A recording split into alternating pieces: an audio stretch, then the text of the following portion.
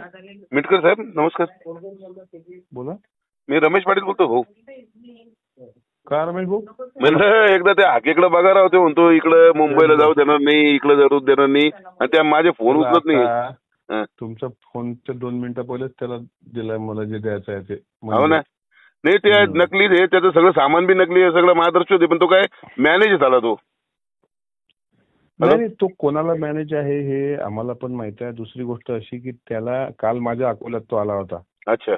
आणि अकोल्यात आल्यानंतर तो माझ्यावर इतक्या खालच्या पातळीवर बोलला, पण मला माहित आहे त्याला कुत्र्याला जर आपण बोललो का त्याला तेच पाहिजे, त्याला पब्लिसिटी भेटते. तुम्ही मारला असता तर तो फेमस झाला असता तो. नाही, तो पुढचा महाराष्ट्राचा एखादा मंत्री झाला असता. त्याला त्याची अवकात नाही आहे, त्याची लायकी नाही आहे. तो 1 नंबरचा हरामखोर आहे. तो ओबीसी आणि त्याला आम्ही आता रमेश पाटील आम्ही स्वतः ओबीसी आहोत. आमच्यावरच तो एवढ्या खालच्या पातळीवर टीका करतो. आमचं काय म्हणणं आहे, तू आमच्या प्रश्नाची उत्तर दे. तू नेता कधी झाला ओबीसीचा ते सांग. ओबीसीच्या आरक्षणाचा लढा प्रकाश शेंडगेंपासून अशा मोठ्या मोठ्या लोकांनी लढलेला आहे. महादेव जानकर साहेब होते त्याच्यामध्ये, गोपीनाथराव मुंडे, महादेवराव जानकर, या लोकांचं असं कोणा एका समाजाला शिव्या देऊन तुम्हाला आरक्षणाचं हे नाही करताय. फक्त भाऊ आहे का काय माझं एक म्हणणं आहे की ज्याचं नवनाथ सॉरी हाकेला एखादी गाडी गिफ्ट दिली तशी एखादी लुना वगैरे याला देऊन टाकू का? म्हणजे वाघमारेला तो पण भोगू लागला कुत्र्यासारखं, तो नवनाथ वाघमारे. काय अरे आता ही आरक्षणाचा जो लढा उभा झालाय ना, हा पहिल्यांदा हे केलं पाहिजे. आता हे 2-4 जण असे बोलणारच आहेत. आता आमच्यावर पण बोलतात, काल किती ओकून गेलं माझ्या विरुद्ध. नाही आम्ही भाऊ बघा, तुम्हाला अगर कोणताही नेता अगर तुम्ही बघा, तुम्ही जरांगे पाटलावर टीका केली तर आम्ही सर्व तुमच्या सोबत आहे. बरं, नाही आम्ही कुठे टीकाच करत नाही. आम्ही काय म्हटलं तर ते म्हणलं अशा नालायक लोकांना ना भाऊ काहीतरी करा. आणि ऐका, दादाला म्हणा मोर्चामध्ये या बरं का, नाही तर दादाला पहिले सांगा ते तिथे या म्हणा मोर्चात. मी स्वतः आदरणीय दादांना व्हॉट्सअपवर मेसेज करणार आहे. दुसरं, आता मराठा आरक्षणाचा संविधानिक लढा आपण सर्वजण लढत आहात.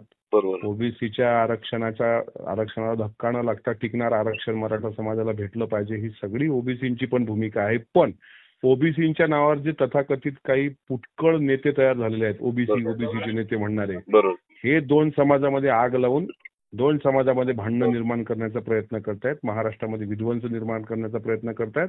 त्यामुळे अशा लोकांना कसं वठणीवर आणायचं हे चांगल्या पद्धतीनं माहित आहे.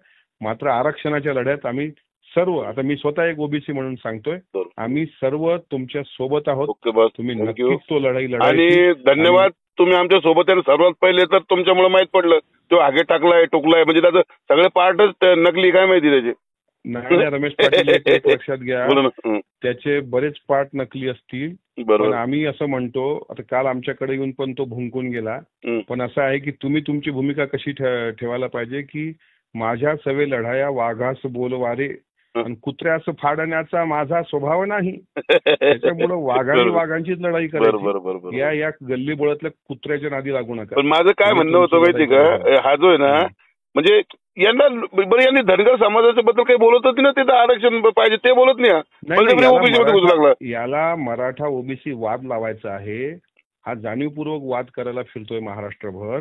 याला ना धनगर समाजाचं काही घेणं देणं आहे. तुम्हाला सांगतो, त्याच्या गाडीवरचा मुलगा आम्हाला येऊन भेटला, त्याचा 4 वर्षाचा पगार दिला नाही. तो तर धनगर समाजाचा गरीब मुलगा होता ना बिचारा. आणि आता परवा जे व्हिडिओ व्हायरल झाला, त्याचा खरा व्हिडिओ, त्याच्यामध्ये सुद्धा तो माळी समाज आणि धनगर समाज दोघांमध्ये ओबीसी मध्येच भांडणं लावण्याचा प्रयत्न करतो. आणि माळी समाजाचं मी सांगतो, ज्योतिबा फुले जे आपल्या वडिलांनी आपल्याला जन्म दिला असेल, पण ज्योतिराव फुलेंनी आपल्याला शिक्षण देऊन आपले समजा आपल्या बापा एवढंच त्यांचं योगदान आहे.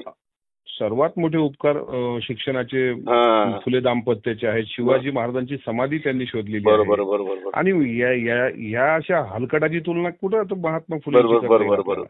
त्याच्यामुळे अशा लोकांच्या अजिबात नादाला न लागता आम्ही तुमच्या सोबत आहोत. आदरणीय अजितदादांना पण मी तर त्यांना सांगू इच्छितो, आता काय झालेलं आहे, त्यांना पब्लिसिटी इतकी मिळत चाललेली आहे. असंच काहीतरी वात्रट बोलून जरांगे पाटलावर टार्गेट करून जातीमध्ये वाद निर्माण करून त्यांना वाटतंय. पण आता ते व्हायरल होत नव्हते म्हणून ते जो व्हिडिओ त्यांनीच प्रसारित करायला लावला. जर माझं त्यांना चॅलेंज आहे, तुमचा जो तो व्हिडिओ आहे तुम्ही कुठल्याही लॅबमध्ये तो चेक करण्यासाठी पाठवा आणि खरंच त्याची सत्यता समोर यायला पाहिजे. या माणसाचे रंग हे माळी समाजासमोर उघडे पडलेले आहे. हे जो म्हणत होता ना मी ओबीसी नेता, अरे हा धनगराचा नेता होऊ शकला नाही, हा ओबीसी नेता कुठून व्हायला चालला. मी माळी समाजाच्या बांधवांना एक विनंती करतो, याचे रंग ओळखा. नवनाथ वाघमारेच्याही लक्षात आलं की आपण कोणाच्या पाठीशी उभं राहिलो होतो. काय झालेले या दोघांमध्ये काय प्रॉपर्टीचे वाद झालेले असणार आणि याच्यामुळं हे एआयचे यांनी जरांगे पाटलाचे इतके अश्लील व्हिडिओ यांनी एआय मधून बनवले. असे व्हिडिओ कोणी प्रसारित करत नाही. हे तुझ्याच कार्यकर्त्याने, ज्यांना तू सोबत घेऊन फिरतो, स्वतः एकटा मोठा झाला, त्यांना रुपया दिला नाही म्हणून हे तुझेच व्हिडिओ तुझ्याच कार्यकर्त्यांनी प्रसारित केले असू शकते. तुम्हाला ओपन चॅलेंज आहे. अजूनही तुम्हाला एक विनंती आहे, मराठ्यांच्या विरोधात तुम्ही आंदोलन करू नका, जरांगे पाटलाच्या विरोधात आंदोलन करू नका. तुम्ही धनगर आरक्षणाची बाजू मांडा. धनगर आरक्षणाचा जर तुम्ही प्रश्न उचलत असले, एसटी मध्ये आरक्षणासाठी मराठे तुमच्या पाठीशी आहे, पण तुम्ही विनाकारण कोणाची तरी सुपारी घेऊन मराठ्यांना डिवचण्याचं काम करू नका. आणि हे जे आहे ना, हे मीडियाचे माध्यमामध्ये हिट व्हायचं, काहीतरी व्हायरल व्हायचं म्हणून हा असं याचं डोकं ठिकाणावर राहिलेलं नाहीये. आधी जरांगे पाटलावर बोलून बघितलं, याला कोणी सिरियस घेत नाही. तसं आता याला हे एआय वगैरे काही जरी म्हणलं तर त्याला चॅलेंज आहे. त्यांनी एआय जे तपासायला पाठवायचं ते पाठवून सत्यता समोर आणलं. यावरती वक्तव्य आलं की मला त्यांनी सकाळी बरेचसे फोन केले, माझं उचलणं झालं नाही, पण आता त्यांनी देखील असं आश्वासन केलं की याच्यावरती कोणी कमेंट करू नये. म्हणजे ते नाही, या लक्ष्मण हाकेला स्वतः छगन भुजबळ साहेबाच्याही मोठं व्हायचं होतं. याला छगन भुजबळ साहेबाचं नेतृत्व मान्य नाही. याला वाटलं की भुजबळ साहेबांच्या वर आपल्याला पोहोचायचंय. भुजबळ साहेब हे ओबीसी नेते. आता हे त्यांनी भुजबळ साहेबाची जी मागणी आहे ओबीसी मध्ये घुसू देणार नाही, हे त्यांचा हे. पण मला त्यांनाही विनंती आहे की साहेब, मराठा आरक्षणाला तुम्ही विरोध करू नका आणि या हाकेने तुमच्या विरोधात मोठं व्हायचं याचं षडयंत्र आहे, हे ओळखा आणि याला बाजूला लोटा. याला कोणी विचारलंच नाही पाहिजे, याला मोकळंच सोडून द्या. म्हणतात की भाजप सत्तेत आलं की जरांगे पाटील. आता तुम्ही बघा, सरकार जेव्हा आपलं 2023ला हे लाठीचार्ज झाला त्यावेळेला सरकार कुणाचं होतं? बीजेपीचं सरकार होतं. मनोज जरांगे पाटील हे 9 ऑगस्ट 2023 पासून उठलेलं वादळ नाही. हे वादळ 15-20 वर्षापासून घोंगावतंय. पण काय होतं, जे मराठा समाजावर जो लाठीचार्ज झाला 9 ऑगस्ट 2023ला, त्यामुळं प्रत्येक मराठ्याला तो घाव लागला. आणि त्यावेळेला होते गृहमंत्री देवेंद्र फडणवीस साहेब. तर तो सरकारला विरोध ना, म्हणजे त्या जो लाठीचार्ज झाला त्याला विरोध होता. तुम्ही बघा ना, जेव्हा साष्टी पिंपळगावला मनोज जरांगे पाटील यांनी 109 दिवसाचं उपोषण केलं, तो सगळ्यात मोठा असलेलं उपोषण मनोज दादाचं होतं आणि त्याला यश मिळालं. जवळजवळ 20 ते 22 मागण्या होत्या. 18 ते 20 मागण्या मनोज जरांगे पाटील यांच्या मान्य झाल्या होत्या, ज्यामध्ये सरकारी आत्महत्याग्रस्त कुटुंबातल्या व्यक्तीला सरकारी नोकरी देण्याचं काम असो, त्यांना ज्या आत्महत्या झालेल्या कुटुंबाला 10-10 लाखाचे चेक. आणि त्यावेळेला उद्धव ठाकरे साहेबांचं सरकार होतं.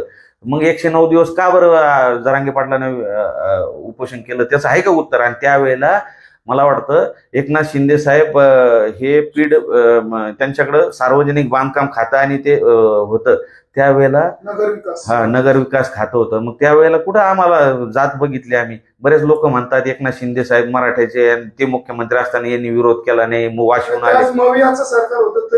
तरी सुद्धा आम्ही कुठल्याही पक्षाचं जरी सरकार असलं तर हाच विरोध करणार होतो. पण आता विरोध करायची वेळच ठेवणार नाही. आम्ही 27 ऑगस्टला 6 कोटी मराठी मुंबईला येणार आणि आरक्षणच घेऊन येणार. आणि मला विश्वास आहे, नुसतं आम्ही 27 ऑगस्टला सकाळी 10ला आंतरवाली सोडली, मला विश्वास आहे पैठणपर्यंत बी यायचं काम पडणार नाही. सरकारने आरक्षणाचीच घोषणा केली पाहिजे. नाही केली, जर मराठी मुंबईत आले तर मुंबईतून आरक्षण घेतल्याशिवाय एकही माणूस जाणार नाही. फक्त आमची मनोज जरांगे पाटलांनी एकच विनंती, कळकळीची विनंती, आम्ही प्रत्येक गावागावात लोकांची भावना पाहतोय.